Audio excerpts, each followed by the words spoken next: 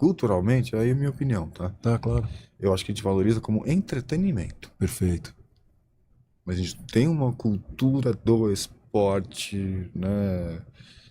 E aí a gente tem projetos, né? Projetos voltados para a população carente, projetos voltados para populações específicas que precisam de atividade física. Mas a minha preocupação é que esses projetos, eles, do mesmo jeito que eles são montados, eles podem ser desmontados, né? Uhum. Assim, depende muito de interesses particulares, de verbas. Eu acho que falta bastante ainda, Henrique. Nesse sentido, ainda falta bastante mesmo, sabe? Sim. O número que a gente já falou aqui, ele é o básico. O número de sedentários do país. Enquanto esse número for grande, isso significa que tem muita gente que não está fazendo nada, Sim. né? E se não está fazendo nada, você não vai ter gente também treinando, se desafiando e se profissionalizando. E as nossas condições, elas são péssimas. Eu queria contar notícias melhores, mas infelizmente não são. No esporte se ganha muito pouco, em geral.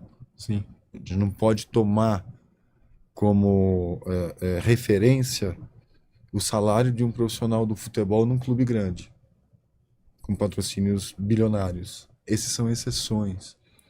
Se pegar a Série A e Série B do Campeonato Brasileiro, 40 clubes, cada um com cerca de 30 atletas em média ali, 30 vezes 40, vamos fazer as contas aí. Você já fez aí, já sabe, né? Cara, eu sou psicólogo, irmão. Não, 30 vezes 40 é 1.200, não é isso, né? Esse é o número É, de 30 vezes jogadores. 40 é 1.200. Esse é o número de jogadores de futebol no Brasil que ganham algum dinheiro. Mas a gente tem milhares Uhum. de federados, né? Assim como a França tem no ciclismo, a gente tem no futebol milhares de federados, a grande maioria ganhando um salário mínimo. Cara, Essa é a realidade, é. né? Aí você vai ter algum outro clube que você vai ter pagando um pouquinho mais para Sim, alguma modalidade específica, sei lá. Você tem o SESI, por exemplo, que investe bastante em polo aquático, porque você tem uma história do diretor lá e tal. Então, aí você consegue. Mas aí fica uma coisa muito individual, né? Não é uma ação coletiva para você poder formar de fato isso. esses atletas, né? E se a gente tá falando do atleta, você imagina o profissional que tá por trás do atleta. Ele vai ganhar menos, ele tem que compor renda. Uhum. Um profissional de comissão técnica de uma seleção nacional, não estou falando do futebol, tá? O futebol nesse sentido ele é uma exceção, mas também não é as mil maravilhas. Ele vai ganhar R$ 5.000 bruto. Cara, é muito pouco você pensar num. Comparado com o salário mínimo, é Sim. melhor do que o salário mínimo, mas Sim, não é o sim. que você imaginava quando você elaborou a ideia de ir trabalhar com esporte de ponta, de alto rendimento. Você chega lá e fala assim: nossa, mas e aí? E aí que você vai trabalhar lá porque dá visibilidade.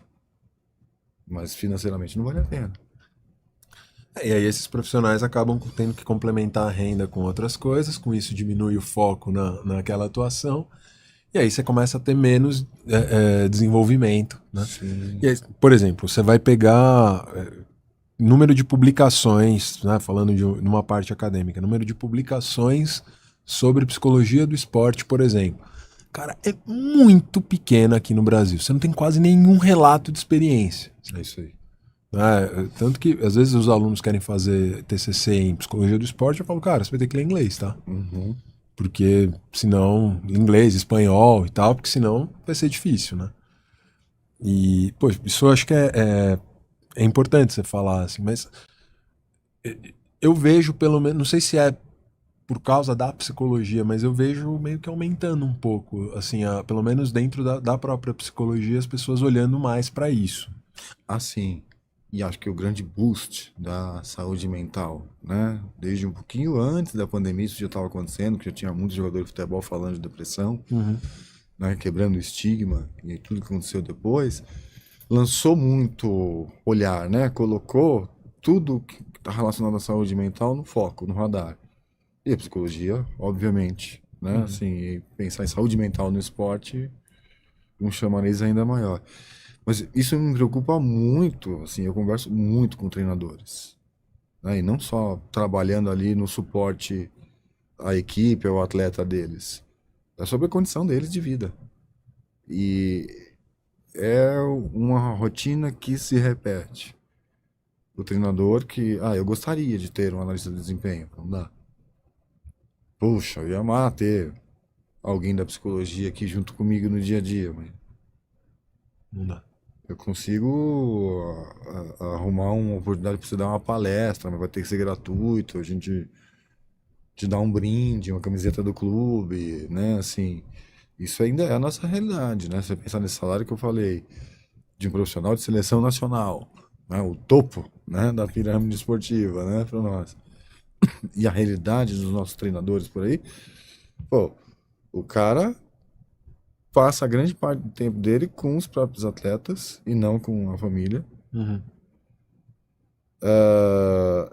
Ele quem tem que fazer o papel de familiar, de pai, de mãe, muitas vezes, de psicólogo, psicóloga, né?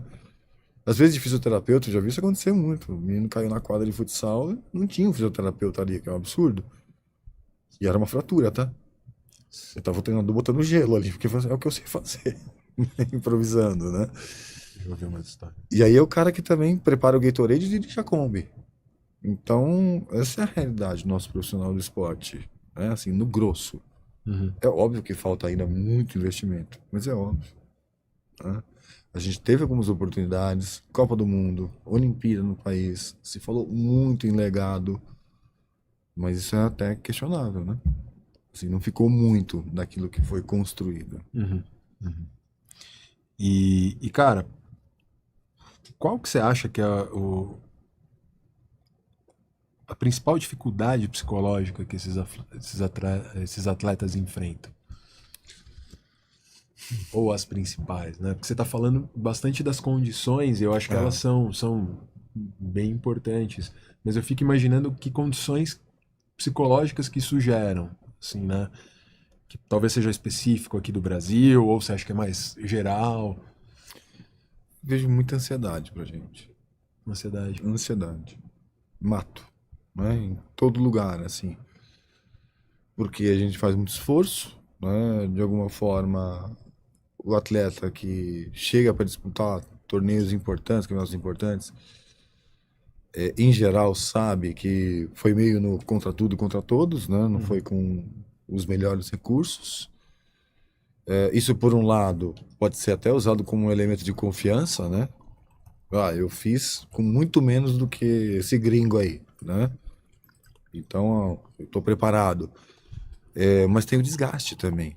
As dúvidas, as incertezas, a logística de viagem, né? Escalas longas, tudo isso vai desgastando, né? Uhum. E aí a ansiedade que eu vejo é a ansiedade de falar assim, e aí, será que vai dar mesmo? Será que eu vou conseguir? E toda a expectativa, porque se o esporte para nós é entretenimento, quando tem Copa do Mundo, todo mundo só fala de futebol. Até quem acha que escanteio é pênalti, bota a camisa amarela e vai torcer lá, né? Quando vem a Olimpíada, aí os esportes olímpicos de repente parece que, né, viram o foco e aí a gente tem um monte de especialistas, né, em tudo quanto é modalidade, mas na verdade é entretenimento. Só que esse é o momento que o atleta olímpico ele não está tão acostumado, ou grande parte deles, Tá. porque não recebe tanta atenção assim. É mais da mídia super especializada. O menino do tiro com arco, o Marquinhos, lá, excelente atleta. E ele fez realmente uma temporada muito boa e tudo. Seria injusto julgar. Ele caiu nas oitavas de final da- das Olimpíadas, mas ele teve um azar, porque ele pegou logo o número um do mundo. Que eles dizem é o Pelé do tiro com arco, né? E ele não teve como passar. Ele foi bem, mas não teve como passar. Só que ficou todo mundo em cima dele, né? Assim, mídia, um monte de mensagem. E aí vem a medalha olímpica. Nem tinha começado a Olimpíada. Eu costumo dizer isso para os atletas. Você não vai ficar discutindo cor de medalha se você não está na etapa ou na fase que te leva à disputa de medalha. Esquece, isso vai te atrapalhar. Aqui, ó. Foco no aqui e agora para você construir um caminho que te leve até lá. Para tentar não deixar a ansiedade tomar conta. Para a expectativa não ficar te alimentando verbalmente e você perder o foco, né? Assim, Então, acho que a ansiedade é o mais comum mesmo. Uhum. Ansiedade e alguns casos importantes de depressão ou de desregulação emocional. Esse foi um dos cortes do Pareamento. Se você chegou até aqui, deixa um like, assim o YouTube vai saber que esse conteúdo pode ser interessante para pessoas que têm um interesse parecido com o teu. E também deixa um comentário, né? Comenta se você gostou do episódio, se você gostou do corte, o que você gostaria de ver aqui no Pareamento. Muito obrigado pela tua audiência, a gente se vê no próximo.